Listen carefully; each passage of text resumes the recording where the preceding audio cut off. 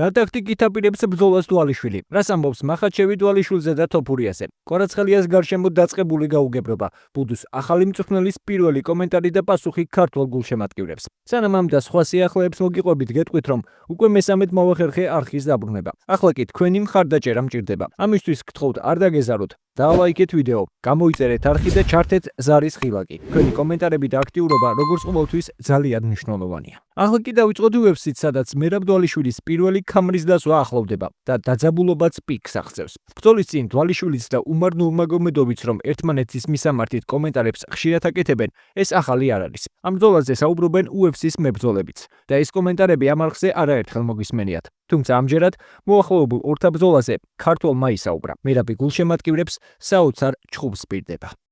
უმართან ქართულ ჭიდაობასა და ქართულ სიმტკიცეს ვაჩვენებ. აუცილებლად დავამტვრევ და ძალიან მაგარი ჩხუბი იქნება.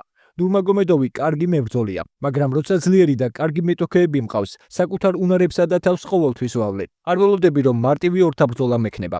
უმარს პატივს ვცემ და ყოველთვის ვიცოდი, რომ მაღალი დონის მებრძოლია. მოხარული ვარ, რომ მისნაირი მოწინააღმდეგე მყავს. და უმარცხებელია და ჩვენი ჩხუბის შემდეგ მისი რეკორდი შეიცვლება. დგომში ბრძოლისთვის მე მზადები. არ ვაპირებ შონომალის მსგავსად პარტერში გადავიყვანო. დგომში დავრჩები. სახეში მოვარტყამ და ფეხით დარტყმებს განვახორციელებ. მაგარი ორთა ბრძოლა იქნება. და შეიძლება საღამოს საუკეთესო ჩხუბად დაასახელონ.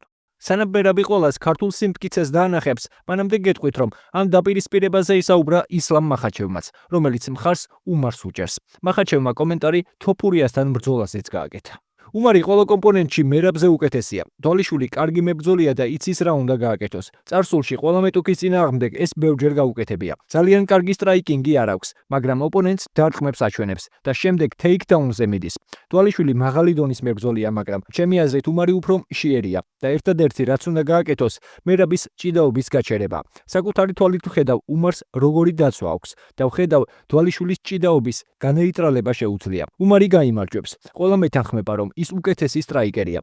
მერაბის ჭიდაობის განეიტრალება მარტივი არ იქნება, მაგრამ მჯერა ახალი ჩემპიონი გვეყოლება. რაც შეეხება თოფურიას. აზრი არ აქვს ჩემზე პატარა მეტოქეს მესამედ შანსი მივცე.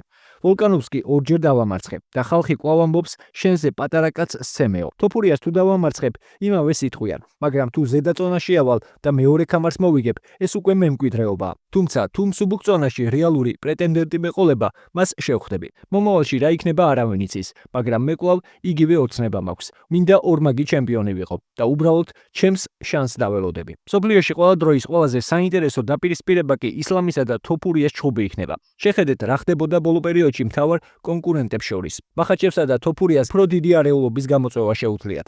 ნახეთ რა მოხდება. მთელი არაბული სამყარო, რუსეთი, თითქმის მთლიანი პოსტსაბჭოთა სივრცე საქართველოს გარდა მახაჩევს უგულშემატკივრებს. საქართველო, ესპანეთი და ევროპა კი თოფურიას. ამერიკის შეერთებულ შტატებში სიმპათიები თანაბრად გაიყოფა. მექსიკა კი ილიასკენ იქნება, რადგან ის მაინც ესპანურენოვანია. ეს იქნება მეგა ბრძოლა, ისეთივე როგორც კონორ მაკგრეგორსა და ხაბიბ ნურმაგომედოვს შორის იყო. რაც ყველაზე მთავარია, ორივე მხარისგან თანხმობა იქნება, რადგან ყველა დიდ ფულს იშოვის. როგორ გონიათ, რატომ სურს მახაჩევს გამუდმებით ამერიკის შეერთებულ შტატებში ჩხუბი და არა აბუ-დაბიში? იმიტომ რომ ჰონორარის გარდა პროცენტებსაც იღებს. როგორ შეაფასებთ მახაჩევის კომენტარს, დაწერეთ თქვენი აზრი კომენტარებში. მე კი შეგახსენებთ, რომ ილია თოფურიას მომდევნო ბრძოლის თარიღი ჯერჯერობით ცნობილი არ არის. ისლამ მახაჩევი კი 19 იანვარს გამთენიისას საჩემპიონო ქამარს UFC 311-ზე სომეხ arman tsarukyan-თან დაიცავს. ამავე საღამოს შედგება დვალიშვილის და ნურმაგომედოვის დაპირისპირებაც. ახლა კი ფეხბურთი და დავიწყოთ იტალიიდან, სადაც Sky Sport-ის ცნობით ხვიჩა კვარაცხელიამ ტრავმა მოიჩინა და გუნდთან ერთად ვარჯიშობს და სერიას შემდეგ ტურში ვერონასთან სათამაშოდ მზად იქნება. შეგახსენებთ, რომ ხვიჩამ მარცხენა ფეხის კუნთის დაზიანების გამო გასულ ტურში ფიორენტინასთან შეხვედრა გამოდავა.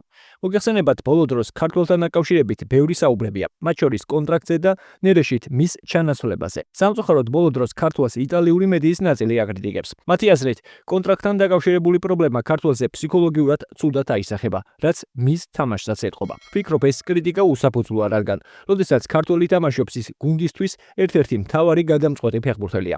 ამას იტალიელები მაინც აღიარებენ. რაც შეეხება კონტრაქტს, ეს მხოლოდ ნაპოლის ხელმძღვანელობის დაუფასებლობის ბრალია. აქვე გეტყვით, რომ ქართველზე ტრადიციულად საინტერესო კომენტარი გააკეთა ხვიჩას იტალიელმა დიდმა გულშემატკივარმა ანტონიო კასანომ.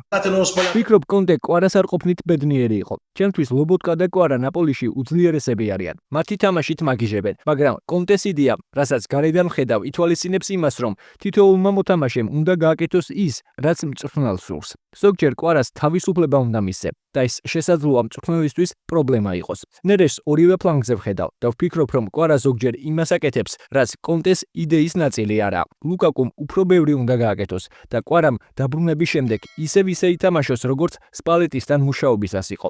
კვარა 23 წლისაა. როცა იტალიაში ჩამოვიდა, პირველივე სეზონში სკუდეტო მოიგო და სეზონის საუკეთესო მოთამაშე გახდა. გასული სეზონის შემდეგ ნაპოლიში კონტე მოვიდა. კვარა კარგად თამაშობს და მას კიდევ უფრო მეტი შეუძლია. მოკლედ, წარმატებები უსურვოთ ხვიჩას და იმედია, რომ ჩვეულ ფორმაშიც მალე დაბრუნდება და კონტრაქტის დაუსრულებელი საგაც მალე დამთავრდება. ბუდუ ზივზივაძე კი ახალ გუნდთან ერთად ესპანეთში შეკრებაზე იმყოფებოდა. ფრანკ შმიდტის გუნდი ბუნდესლიგის მე-16 ტურისთვის ემზადება, სადაც 11 იანვარს უნიონ ბერლინს უმასპინძლებენ. და ყოველას დიდი იმედი გვაქვს, რომ სწორედ ამ შეხვედრაში იქნება 30 წლის ქართველი თავდამსხმელის დებიუტი. აღსანიშნავია, რომ ესპანურ შეკრებაზე ჰაინდენჰაიმის მთავარმა მწვრთნელმა ფრანკ შმიდტმა ზივზივაძის შესახებ პირველად ისაუბრა. ზივზივაძემ ჩემზე კარგი ფეხბურთელის შტაბეჭდილება დატოვა. მიუხედავად იმისა, რომ წლის პირველი დღეები მისთვის ძალიან დაძაბული იყო. ძალიან მადლობელი ვარ კალსრუეს მწვრთნელის კრისტიან აიხნერის და მისი გუნდის. იმის გამო, რომ დღეს ჩვენს განკარგულებაში ტოპ ფეხბურთელია. მათ ზივზივაძის განვითარებისთვის უდიდესი სამუშაო ჩაატარეს. დარწმუნებული ვარ, ბუდუ თავიდანვე მოგვიტანს სარგებელს თავისი გამოცდილების ხარჯზე და თანაგუნდელების დახმარებასაც შეძლებს. ესპანეთში ყოფნის დროს ბუდუ ზივზივაძემ გულშემატკივრების მიერ დასმულ შეკითხვებსაც უპასუხა. პირველი კითხვა, რატომ ბუნდესლიგა და არა სხვა ჩემპიონატი? იმიტომ რომ ყოველთვის სურდა რომ ბუნდესლიგაში მეთამაშა, მით უმეტეს ეს 2 წელი მეორე ბუნდესლიგაში გავატარე და სურდა რომ ჩემი თავი გამომეცადა პირველ მოტოციკლში. რა გზნობა იყო, როცა გაიგე რომ ახალ გუნდში გადახვედი, საოცარი გზნობა იყო, იმიტომ რომ ოცნება ამიხდა, სულ მინდოდა მეთამაშა ტოპ ჩემპიონატში, მომეცა ეს საშუალება და არ მინდოდა რომ ხელიდან გამეშვა და ამიტომ დავთანხმდი ამას და ეხლა ძალიან ბედნიერი ვარ, რომ რამოდენიმე დღეში უკვე ბუნდესლიგაში ვითამაშე. რამდენი წლისაც დაიწყე ფეხბურთის თამაში. ფეხბურთის თამაში დავიწყე 8 წლის ასაკში ქუთაისში და იმის შემდეგ ფეხბურთი არის ჩემი ცხოვრების განუყოფელი ნაწილი. ბუდუ როგორ ფიქრობოდეს, მე ქუთაისის ტორპედოში დაბრუნდები. ჩემი მიზანი არის რომ კარიერის ბოლო წელი მშობლიურ ქალაქის გუნდში გავატარო და ვნახოთ როგორ გამვითარდება მოვლენები. დიდი სურვილი მაქვს რომ ქუთაისის ტორპედოში ბოლო წელს კარიერის ბოლო წელი ქუთაისის ტორპედოში დავასრულო კარიერა. შეგახსენებთ, რომ ჰაინდენჰაიმი ბუნდესლიგაში ადგილის შენარჩუნებისთვის იბრძვის. ქართველის ახალ გუნდს 10 ქულა აქვს და სატურნირო ცხრილში გასავარდნ ზონაში მე-16 ადგილზეა. სურიკო დავითაშვილი გამოჯამრთელდა. 23 წლის ქართველი შემტევი, რომელმაც ბოლო შეხვედრა ავადმყოფობის გამო გამოტოვა, გუნდთან ერთად ვარჯიშობს. ქართველი მზად არის სენტენდიეს 12 იანვარს პარი სენ-ჟერმენთან გასულ შეხვედრაში დაეხმაროს. შეგახსენებთ, რომ დავითაშვილს ახალი მთავარი მწვრთნელი ჰყავს, ნორვეგიელი ერიკ ჰორნელანდი, რომელმაც პირველ თამაში შინ რეიმსთან ანგარიშიც 3-1 მოიგო და გასავარდნ ზონას თავი დააღწია. იმედია, რომ პარი სენ-ჟერმენთან ქართველის ძირითადში ვიხილავთ. სენტ-ეტიენი საფრანგეთის ჩემპიონატის სატურნირო ცხრილში 16 ქულით მე-15 პოზიციაზეა და გასავარდნ ზონას მხოლოდ 1 ქულით უსწრებს. დავრჩეთ საფრანგეთში და აქვე გეტყვით, რომ გიორგი მიქაუტაძის მიმართ ინტერესს გალათასარაი არ წყვეტს. თურქული გრანდი არ ნებდება. მიუხედავად იმისა, რომ ლიონმა გალათასარაის პირველი 2 წინადადება უარყო. როგორც ცნობილია, თურქული კლუბის წარმომადგენლები საფრანგეთში ჩავიდნენ და ლიონთან მოლაპარაკებებს ადგილზე გამართავენ. გავრცელებული ინფორმაციით ისინი ლიონს ქართველის სანაცვლოდ 25 მილიონს შესთავაზებენ. შეგახსენებთ იმასაც, რომ ქართველმა რამდენიმე დღის წინ განაცხადა, რომ გუნდის დატოვებას არ აპირებს. როგორც ცნობილია, ამის სურვილი არც ლიონს აქვს, რადგან ქართველი კარგ ფორმაში შევიდა. თუმცა არის ერთი ფაქტორი, ლიონი ისევ რთულ ფინანსურ სიტუაციაშია, მაგრამ იმედია, რომ ეს არანაირ გავლენას არ მოახდენს და გიორგი იქ გააგრძელებს თამაშს, სადაც მას სურს. ერთვიანი პაუზის შემდეგ გიორგი მამარდაშვილიც დაბრუნდა. ვალენსიას 24 წლის ქართველმა მეკარემ გუნდთან ერთად ვარჯიში განაახლა. ამის შესახებ ინფორმაციას ესპანური მედია ავრცელებს. მათივე ინფორმაციით შესაძლოა მამარდაშვილი ლა ლიგის მე-19 ტურის შეხვედრაშიც ვიხილოთ, სადაც ვალენსია სევილიას ესტუმრება. შეგახსენებთ, რომ მამარდაშვილმა ტრავმა 7 დეკემბერს რაიო ვალეკანოს კლუბთან ლა ლიგის მე-16 ტურის შეხვედრაში მიიღო და მას შემდეგ აღარ უთამაშია. ბოლოს კიდევ ერთხელ წარმატებები ვუსურვოთ ქართველ სპორტსმენებს და თუ დაგავიწყდათ, დაალაიქეთ ვიდეო, გამოიწერეთ არხი და ჩართეთ ზარის ღილაკი, რომ არ გამოგჭეთ შემდგომი სიახლეები.